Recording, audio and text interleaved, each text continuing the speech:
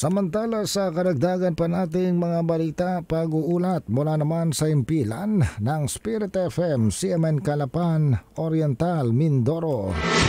CMN Live Nationwide. Junard Acapulco, magandang araw sa iyo. Magandang araw Sir Ariel, magandang araw Pilipinas. Nagpahayag ng mariing pagkondina ang pamunuan ng Land Transportation Office sa pamamagitan ni LTO Assistant Secretary Vigor Mendoza II kaugnay sa naganap na pamamaril sa Assistant Chief ng LTO Calapan District Office, gayon din sa pagkasugat at pagkapatay sa dalawa pang inosenteng biktima.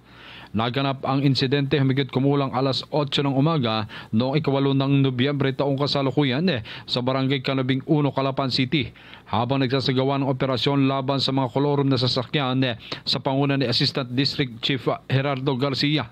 Ayon sa ulat ng pulisya, ang suspect na si Alan Roldan Salazar ay nagpapatok ng baril matapos mabigong magpakita ng dokumento ng kanyang minamanehong motorsiklo.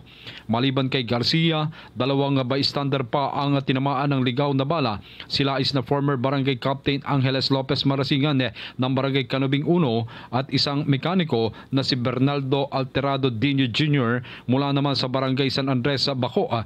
Sa kasamaang palad ay binawian ng buhay sa ospital si Marasingan.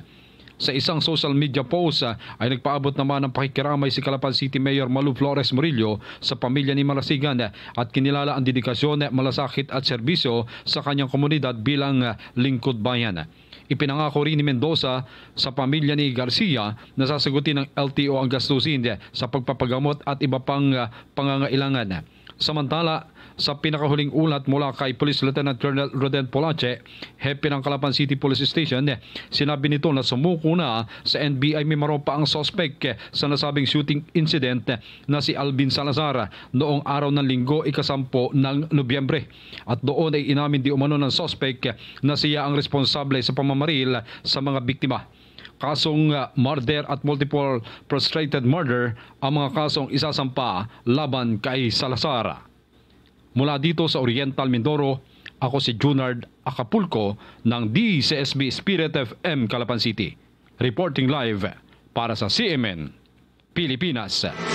CMN Live Nationwide. Maraming salamat Junard Acapulco mula po naman sa impilan ng Spirit FM, CMN Calapan, Oriental, Mindoro.